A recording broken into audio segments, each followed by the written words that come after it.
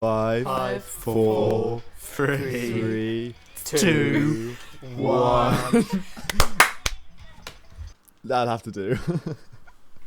Alright. Okay. Alright.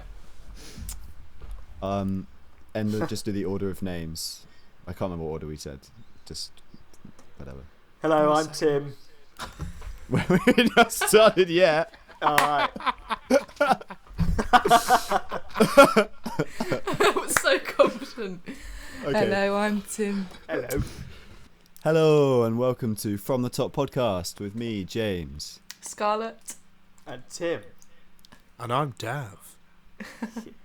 Cool. This is just a little podcast for friends talking together, for friends who really love music. We all study music in London, and through the power of Zoom, we are brought together in this strange time, this strange corona crisis. And we'll be talking about music and our careers and things that are going on today. So how has everyone been doing these past few weeks? Doing pretty good. Fan bloody James. tastic. Yeah, pretty good. You know how it is. How have motivation levels been? Considering we're all like inside most of the time. Up and Well, down. they were really good for a few weeks, and then the past few days I just can't be arsed. Yeah, it's the opposite for me. It's the opposite. Oh, They were really? awful. Really? But I've been home for like 2 months now. Oh yeah, true. And I started off and I just wasn't doing anything. I'd be Yeah. like Yeah. sleeping until afternoon and stuff like that. Mm. And now I wake Yeah. up really early. Wow, Listen what to kind it. of time are we talking? No, I'm talking about 6:30.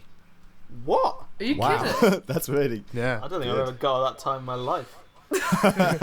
Yeah, but you know, I wake up early now, Bloody do some hell. music stuff. But It's I do great. go Well, back. I guess you got more gear now, so Yeah, you can really that's why I did it. It's more get inspiring. down. To be Yeah. fair, I do really like getting up in the morning and then doing a lot of stuff, and then you look at the clock and it's only 11:30, and you're like, "Wow, I've been really productive Yeah, already. exactly, I've yeah. still got the rest of the day." Wow. See, that's not me. I normally wake up around 12. Never Probably done around Do you 12, like at the late. No, actually, no. I woke up at like 12:30 today. Do you That's work quite awful. late though? Yeah, I Into the night? work best at the night time. Yeah, Like, I always get yeah. annoyingly productive or creative when when I should be asleep.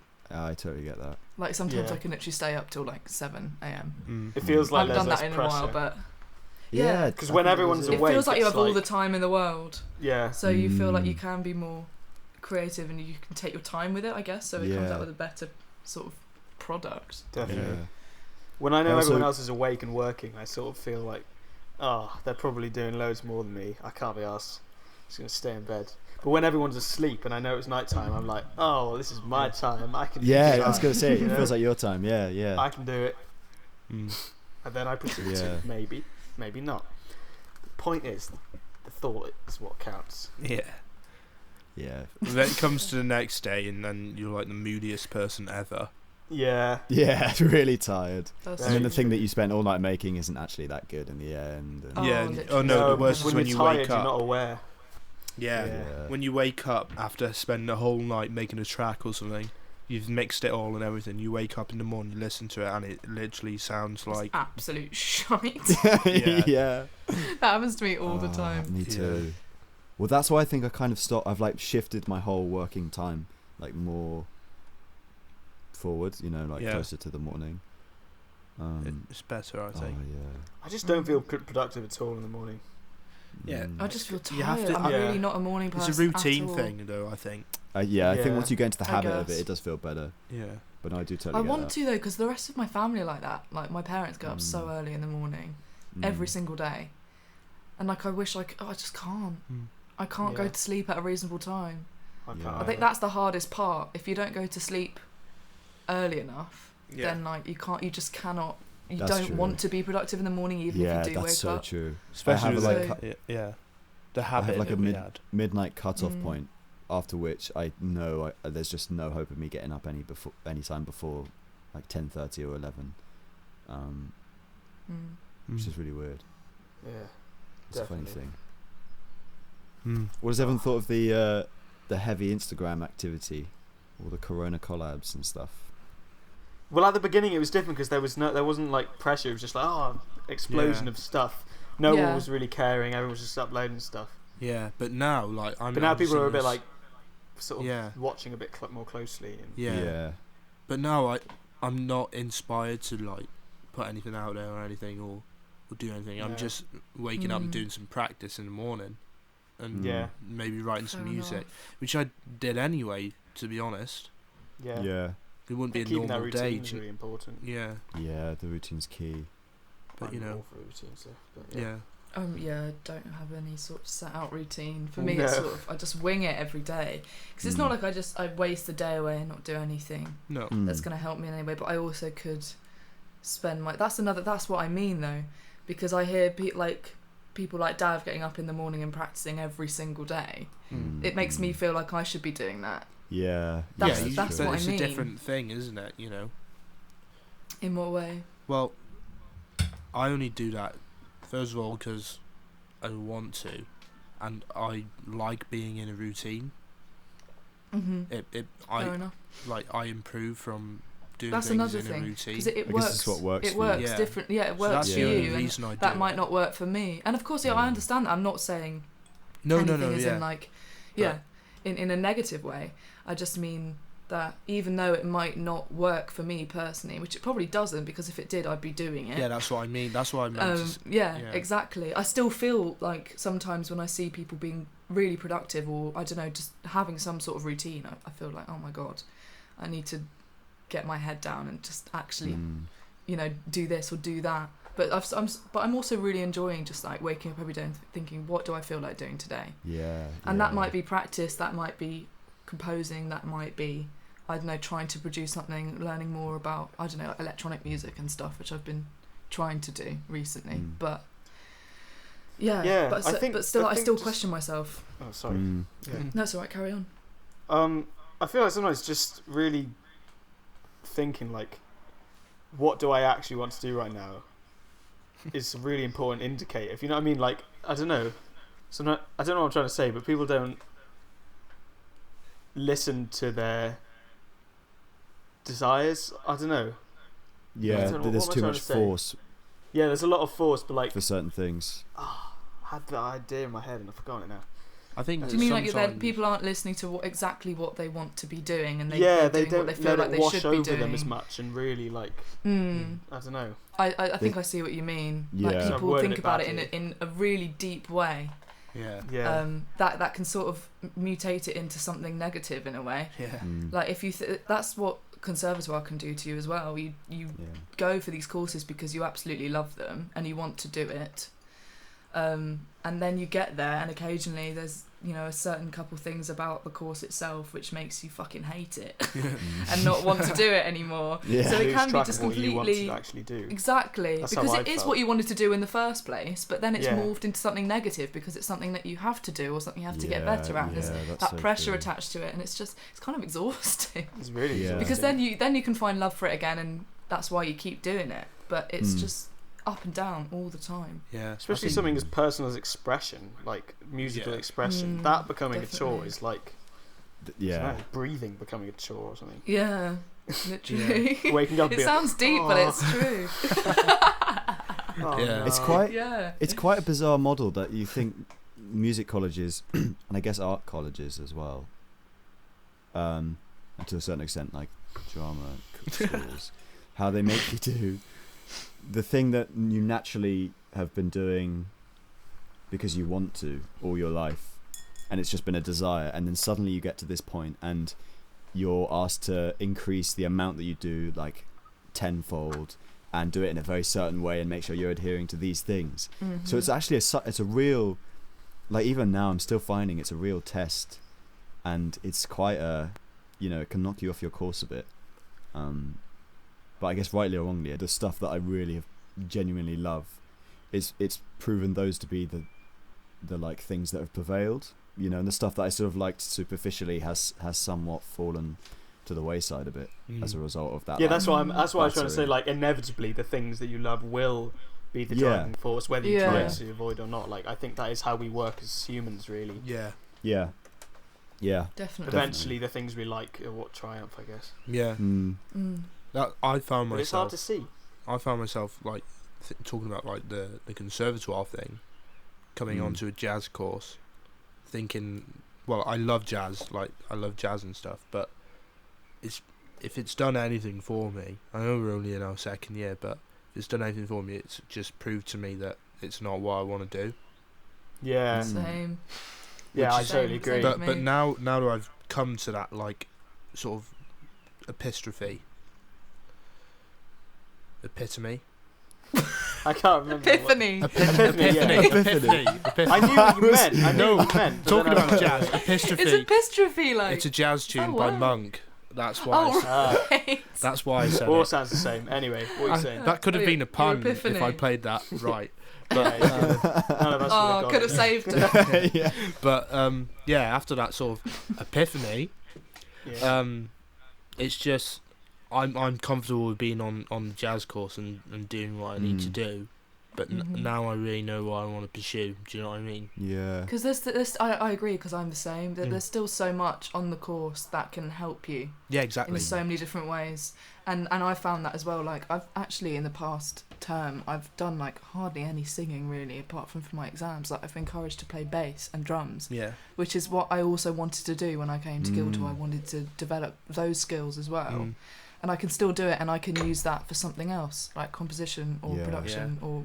It's quite. That's funny, the thing. Just because you're on a jazz course, it doesn't mean that to be scatting 24/7 or. Yeah, but it doesn't mean that the bebop teachers themselves are, just there to teach you all the intricacies of bebop and stuff. Like, they're all knowledgeable in other fields as well that you can. Definitely. Like Scott, Stuart, for example, he knows loads about crazy stuff, but he may not be teaching that on the course. But because you're on the course, you get to have direct contact with him. Exactly. You know what I mean? So. Yeah. There's loads of additional extras that are included Hugely, in the course. It's quite funny in a I think way. each teacher has that. Yeah, extra thing exactly. that they can offer. 'Cause they're all something humans. different. Yeah. Yeah. They're not just like a robot for one purpose. And where else would you get to be in a place where there's loads of people with these different inputs that you can get? Yeah. I think that's the thing. Sorry, Dave, go on. No. Well, I was just going to say that I find that the people I've spoken to who have kind of written off their experience of, almost all the people I've spoken to have written off their experience of music college, or are writing off their experience of music college or Guildhall. When they kind of describe what they wanted to get out of Guildhall and the way that they went about it, they haven't. They kind of had one experience and didn't really explore how else they might go about trying to learn the stuff or do the stuff they wanted to do that wasn't necessarily within the course. Yeah. And so as a result, they've just gone, no, this wasn't for me, this is completely wrong. Whereas actually, if you really put the effort in, I guess, for want of a better word, but if you put the effort in, you can find ways to kind of tailor it almost completely. Obviously there will be pitfalls, but you can tailor it, I think, to your desires to quite a larger extent than people realise, I think. Yeah, because all the teachers and people, I think musicians in general and artists are quite sort of supportive, giving individuals. So you'd be able to find someone who isn't even a teacher on your course, for example. Yeah. To help you out. Yeah, exactly. But you just got to make the most of it. That's really right. Effort. Yeah. That's the main another thing, isn't it? It's easy to approach a course like the jazz course or any sort of music course at Guildhall and sort of think that it might be sort of plain sailing and you'll have all the skills that you want to get out of it sort of handed to you on a silver platter in a way. Obviously you're going to have to work for it and you're going to have to practice it to get better at it because that's just a given, but there's a lot of things that you discover that you want to be able to do that aren't necessarily a part of the course. And this is what you've just been saying, but also it applies in so many different ways. Like James Allen in the third year, he's been doing loads of theatre music, and I know that's sort of a part of the electronic music course, but he's been actually going out there finding work at theatres to compose for productions and things like that. He's really working his arse off at it, and he's getting to do what he really wants to do. So that's definitely helped me learn more about how to make the most of. Yeah. Well, not only this time right now, but when we're back in London, back at school, to do the things that I actually want to be doing as well as just jazz. I feel like this lockdown situation has really given me enough time to think that when we get put back into the swing of things in London, that I really need to go out there and get what I want because it's not going to come to me. You know what I mean? Yeah. Yeah. And true. I figured for the first year and a bit before lockdown that I was in London, I was doing the things I wanted and I was working hard at specific things, but I wasn't going out there and making things happen for my own benefit. I was sort of just sitting back and then looking at all these people who were doing really well and thinking, why isn't that happening, to me? Yeah, and then you get frustrated and you upset. get frustrated and you get upset because you think everyone else is really better than you and stuff. But really, I think when it comes down to it, that if you really want something, especially in the music business, you've got to go out there and force your way into it and throw yourself into the deep end. It can also be an accumulative thing, because I've found that the more like I get myself out there or try and find gigs or try and work with other people to do gigs and all that stuff, you meet people on those gigs and that leads to another thing, and it's just a constant almost journey of going through all of these different experiences and finding different things, finding different people, new experiences, new opportunities, and that it can even start with the smallest thing. It's the way you act, and it can get you to a place that you want to be. Definitely, hugely. That's a massive part of it. Like, especially with, even if you, because I find, right, playing jazz and doing jazz gigs in London, Tim will know because he's done a few with me. Like, when you do a jazz gig with your friends, it's not like just playing with your friends. It's like they're sort of examining how your behaviour is during the gig to see if they would get you on their next one. Do you know what I mean? Do you mean behaviour outside of the playing? Yeah. Wait, who are examining? The people you're playing with? The people you're playing with, who are your friends, like... Yeah. Yeah, I feel like you feel like that all the time. It's one of the things I hate, to be honest, playing with people. Yeah, I really don't like it. I wish I could just play with people and then not think about what they think. That's the thing. I think the problem with music and improvisation is that inevitably the people making the music are flawed humans. Yeah. That they aren't just like perfect musical beings that can just sort of be happy and like, oh yeah, experiment and cool. There's always going to be ego involved. There's going to be how much you like the other person. It's like a hierarchy constantly. I think that just makes it so complicated. It does. I know it can be great. That can be one of the best parts. The social part of it is, I think, for me, even though a lot of people approach it in the way that they want the best players on their gig, they want the best players in their band. I think better performances and better results are made out of actually getting on with the people that you play with. I couldn't agree more. Because that part of the communication is so essential, and I feel like that applies more when you're trying to select a certain few people to do a gig with. You think about your actual relationship with them, because luckily enough at a place like Guildhall there's a lot of great players to choose from, but I think most people choose the best relationships that they have with people, even over if you had the chance to play with somebody that's regarded as, like, I don't know, better at playing jazz or bebop or whatever.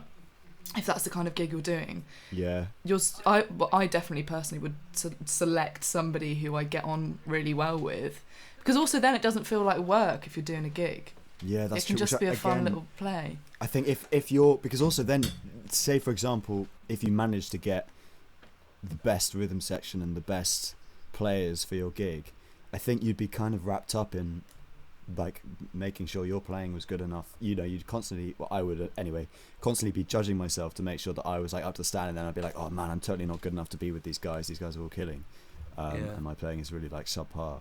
But no, I couldn't agree more. I think that's it, I feel like it's 51% getting on with them and 49% them being good enough players, because like for the like small like horn section band that I arranged for that Dav's in, like it's just having a laugh, as I'm sure it's the same for Groove Line. Like, it's just about having a really good time. We have such a laugh in the rehearsals. The music comes from that, because if it's the other way around and you're forcing the good time, people can see that, people can smell that insincerity from a mile off. I think. But that comes with comfort when you're on stage as well, especially with gigs like the function band stuff that we do, like in basement.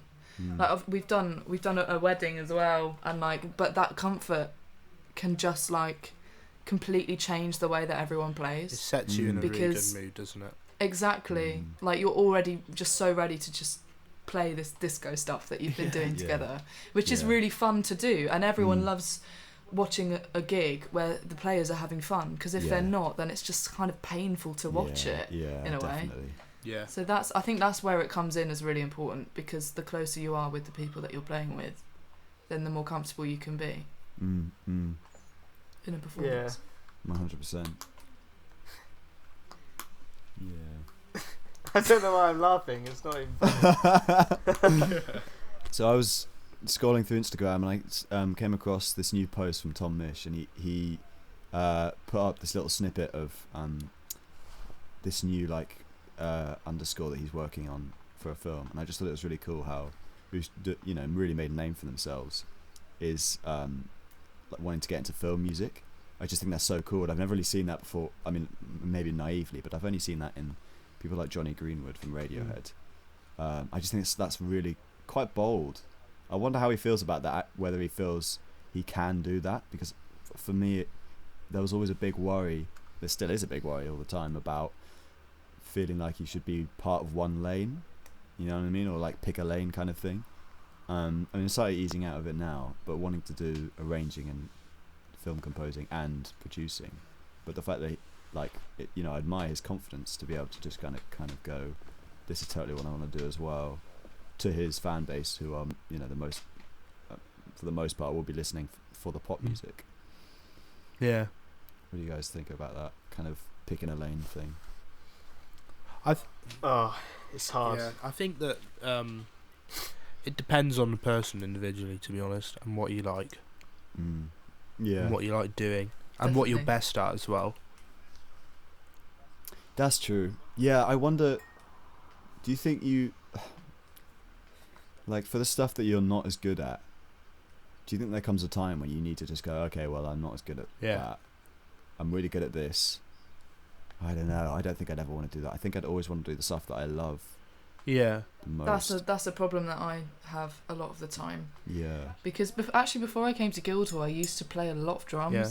And I used to really enjoy it, and I used to get a lot of people asking me to play, actually, because I used to be alright. And then I got to Guildhall, and obviously because my first study is singing, I didn't really have time, and sort of in the beginning of it, you really don't know what's going on. So I sort of left that aside, and since then I just haven't really practiced it, and it's sort of gone. But I really miss playing it. But like now there's sort of a thing associated it when I play kit within Guildhall, because like Stuart Hall's gotten me to play drums for like certain combos and stuff, and every time I do that I'm so self-aware of my playing, and that's understandable because I'm not a drummer and they're used to much better players than me. But like it's kind of ruined something that I used to really enjoy doing. It's a weird thing with me though. If I'm not good at something, I don't want to hear myself do it, so I don't like it. Yeah, and I don't enjoy it. I'm saying. So no. Sometimes I try and push for it, but most of the time I can't. I just can't. Yeah, I feel like it's going to be physically impossible for me in my career to force myself to do something that I'm not talented Not at. good at. Do you know what I mean? Yeah, Yeah. definitely. It's been like that all my Yeah. life for me. If something doesn't come easy to me, I don't No. do it. Yeah, I I'm think also exactly very- I don't practice anything that I don't want to, and I basically don't practice. I literally, like, if someone says, you could get better at this rhythmic displacement thing, I just don't want to practice it because I don't like how it sounds. Yeah, so why I would don't you do care it? about Yeah. So I'll never do it. I've always been the same. Always It's been like so annoying. since I first started, especially with the music. When I started having lessons on classical piano when I was about 6 years old. So if I carried on with it in the way that I could, like I should have, I'd be pretty good right now. I think Yeah. at classical piano. But the only things that I ever wanted to practice were like the jazz pieces that I was set, like notated jazz piano. Like those are the only things that I want to do because I actually am interested in it. I never well, that's fair enough, but a lot of people have the capacity to practice something that they really aren't that interested in, but it's like something else to add to the sort of toolbox. This really makes me wonder. I think about this a lot. With like really famous artists, how much of what they put in, like the work they put in their career, what percentage of that did they not want to do? Yeah, and I think the people that we like the most, the artists that could come into question, are people who love what they do and they only do what they love. Yeah, exactly. think And so. then they just neglect all the stuff Yeah. they don't like. And you're only hearing Yeah. the stuff they put out that they sound And that's good why on. people. I think that is why artists have a specific style.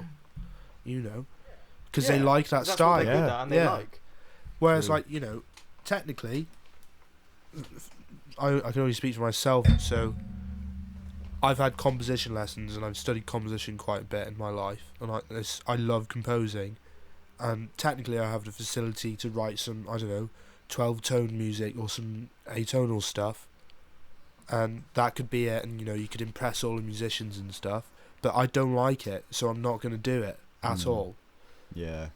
And it's like, yeah. Also, I always find it leaves you feeling really like hollow. I mean, compositionally at least, or even actually when playing, you're playing something that you know you don't like, but you're doing it because I don't know, because you feel like you should be doing it. You feel so like crummy after it, and yeah, like you've just wasted so much time, and like it contributes. it's nothing. like orchestration as a job. Oh God.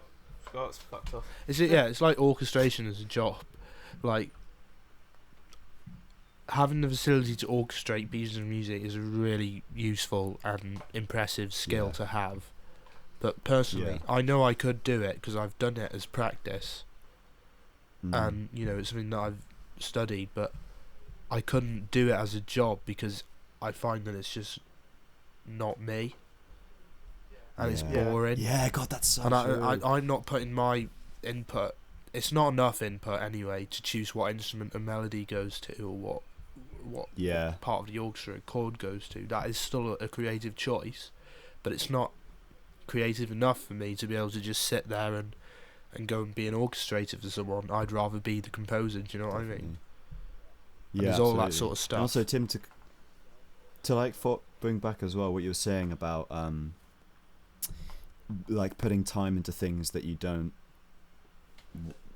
feel like you should do rather than what you want to do. Like, some people have asked me with certain things, not that I'm the god of arranging or like electronic music to any at all, but people just ask, you know, how do you spend so much time doing the thing? The only reason I'm spending so much time doing it is because I'm absolutely loving it in that moment, and I can sit down for 6 hours, and the thing that is motivating me is the passion for it. You know, I'm not doing it because I feel like it will increase my arranging chops. Yeah. You know, it'll make me better at voicing. So I like drop 2 voicing, I'll do it because I love it. I'm not using a book to Yeah. like, not sure, I'm not being, but you know, it's just it's the love that drives it, and I think it's the love that makes you progress much more than if you're sitting down. I think that's and so true. practicing certain licks. Like, obviously that is very good, can be good practice if you really like the lick, but if you're just doing like loads of, you know, Sorry, my transcribing internet. loads of licks from the omnibook. Sorry, did I just interrupt You just sped you up massively loads? there. No, it was really funny. No, you Sorry. gave me. You- I- like, I was You cut talking out. came in about- at the right time, but then it Yeah. you came in at the right time, and then it just You were sped up. frozen, You it cut was out and so you went. funny. Blah, blah, blah, blah. Sorry, I don't know why I did that. I thought I was having. Don't and then worry. you responded. You went like, "Eh," to something I said. I was like, "This can't be working." But then you just go, "This isn't right." What were you saying? Well, I can't remember. What were you just saying? Oh yeah. So I was saying. I was talking. No, you say what you're saying, then I'll see why. No. Well, I was just saying about how the things that I think you gain the most from are the things that you love, and those are the things that you spend most time on, purely because you love it, not because you want to get a good 6-hour shed in or Yeah. whatever. I agree. I think so. And it makes me wonder. I was going to say that maybe the reason I don't practice or put any work in is because I just don't actually like it that much or Yeah. want to do it.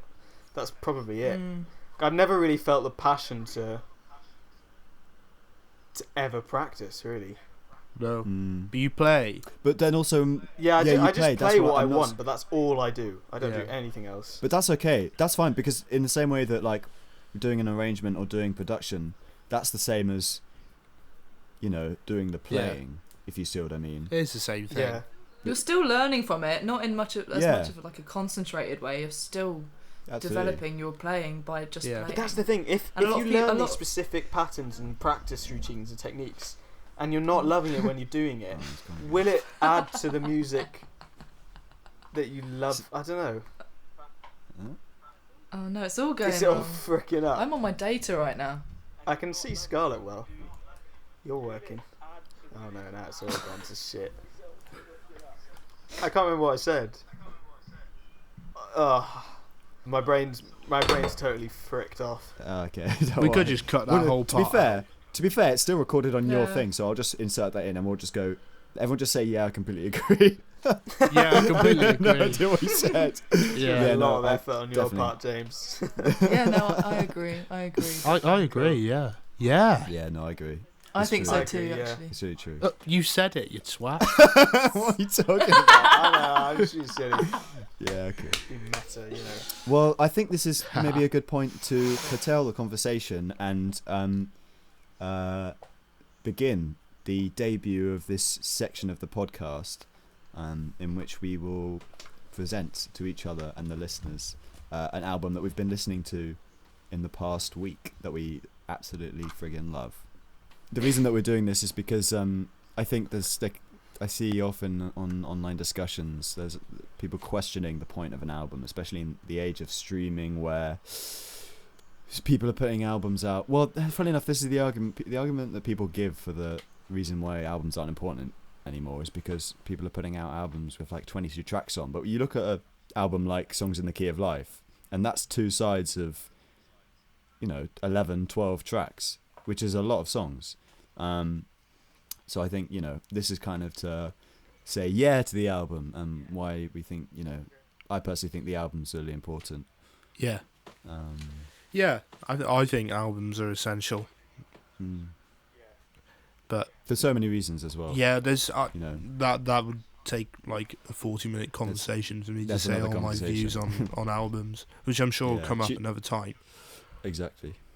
But who would like to go first? I can go first if you want. Go for it. I've been listening to this. I've been listening to some Norse music, as you know, some like folk Norwegian music that comes from Viking eras and stuff. Because I don't know, I just find all that stuff really interesting, mainly because I look like a Viking. But I've been listening to an album by a band called Wardruna, called Runaljod. It's about Viking Norse mythology stuff, and they use loads of Norwegian folk instruments and Viking instruments, and they record a lot of nature and involve that in their tracks and stuff. So cool. like the ambience of the ambient sounds. Yeah, the ambience. So cool. a lot of their stuff, if you look on YouTube as well, there's a few videos of them, and they're in like forests and stuff, using special like weapons and stuff, hitting trees and sampling those noises and stuff like that. It sounds really cool. It's really progressive. Awesome. Who wants to go next? I'll go next. My album of choice is It Is What It Is by Thundercat, which has very recently come out, and it has a huge array within his own genre of music. It has an array of different sort of feels and things like that on each track. Like, it's not all sort of the same vibe, but you can find with a lot of sort of like neo soul artists and stuff and things like similar to Thundercat. He's like really sort of stretched out with different artists. Like, there's a whole album, a whole track on the album dedicated to Lewis Cole, which literally just is like Lewis Cole embodied in Thundercat's music, which I think is brilliant. But one track that stood out to me was Fair Chance, which is featuring Ty Dolla $ign and Lil B. And Ty Dolla $ign, I think, has actually really a really lovely voice. And anything I've heard him sing on is just like, it works like so well. And as a singer, that's quite interesting to listen to, actually. And I've recently just been really into listening to like sort of chilled out music while I just get on with my shit. And I think that actually that can help you literally be more productive by listening to, I don't know, chilled out music. Would you agree? If you listen to chill definitely. stuff, you feel more relaxed yourself, so you can, I don't know, you can go about things a lot easier, especially in a time like this. If anyone listening has not checked out Thundercat, I think one of a really good starter is the NPR session he does with Mac Miller. Oh yeah, definitely. Yeah, that's a classic. Yeah, really really good stuff.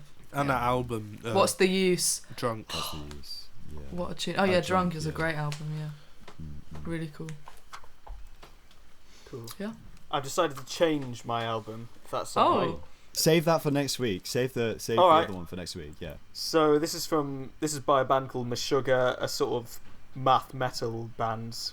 They've got very intense sounds, lots of screaming, lots of rhythmic variety, distorted guitars. And this album is called Obscene. What elements of it really draw you towards it, other than what we just mentioned about? Oh, the I rhythmic don't know. I just really want to headbang to it. I just don't find it. Because it's really, the drums are just like. But then there's this interesting like just rhythmic underneath it. I don't know. I wonder, like, I get always quite interested with stuff like that as a kind of experiment. How much, like, what elements have just become like normalized with that genre, and what makes something like metal or like math rock, if you know what I'm saying. Like, how much could you strip it down until you get the core elements, and then what would it sound like if you combine those with like another genre? I always get really interested with. Well, Tigran Hamasyan is really interested. Yeah. This is one of his favourite bands, Meshuggah. This really? is the band. Yeah, you know how all the rhythmic stuff Tigran does. Yeah. He was inspired by this band. oh wow! Yeah. All of the rhythmic stuff. Loads of the rhythmic stuff, like loads of Tigran's music, for example, is actually just 4/4 with different superimposed time signatures. Like what's that one? Vardavar. That's all in 4/4. That's just yeah. 4/4, but just But that idea, he said in an interview somewhere that I watched, that he got that from this band pretty much. Wow. He loved the idea they could make 4/4 sort of unfamiliar and interesting. Yeah. But obviously he'd applied it to like a sort of more easy to listen to sound, like jazz, not quite as abrasive. Yeah. But the rhythmic ideas are still there. Wow. Yeah, absolutely. That's why I had listened to this band when I was young. Actually, my friend showed it to me weirdly when I was like 12. I absolutely hated it. But after hearing what Tigran did with that sort of concept, it was like a gateway into me listening to this. And now I really like it. Yeah. I find that really interesting. Even though it's really intense. Yeah, no, I find that that's fascinating about what you're saying about how you, through a context, you are opened up to a different avenue to kind of interpret. Yeah, it, well, it or, just like, opens your mind. Yeah, absolutely. If you're closed off to something, but then you find out someone you really respect likes it, it can. I know it's sort of not.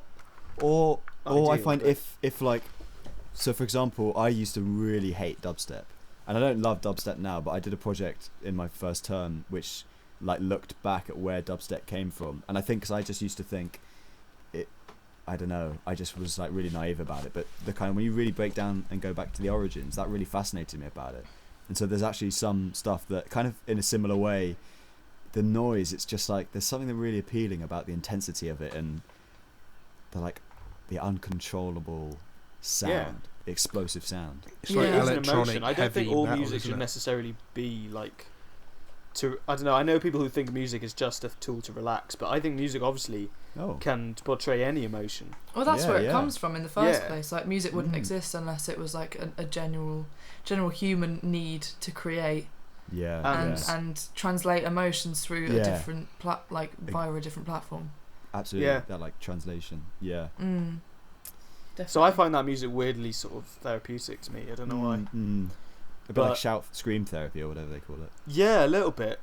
But I just sort of sit quietly when I listen to it. That's the funny thing. I'm not saying you scream. You don't scream along with it. That's what I find quite weird. Oh, I don't listen to it God. often, but past few days I've enjoyed it. I feel like I should listen to more of that kind of thing. If you like For all it, of the aspects of it, like, not because obviously when you first listen to it, it's all sort of like, it's really in your face, and it's like, well, this is metal, or like whatever you want, whatever genre it actually is. It's like, wow, okay. But then you actually listen to all the nitty gritty parts of it underneath the loudness and the volume and the intensity of it. Yeah, It's yeah. actually I like to quite play it interesting quietly. to listen I like to. to turn it down quite low volume in my headphones. Really? It's the sort of thing I'd love to see it. I mean, I'd like to see it live Mate, from afar. Cause yeah. They're I amazing. I wouldn't like to see it I've watched live all up the close. videos live. No, I wouldn't like to be on the floor. and see it James, live. there's I'm an looking at the amazing pictures. show, and there's a every drum has like a light attached to it. Ah, and there's, that's like, cool. lights. I like It's that. just- It's just so, and there's different colours at different parts. Cool. And That's I cool. just think it's so cool. That must be a nightmare to mix, like that, keeping all the fatness of the bass and the drums and the guitar.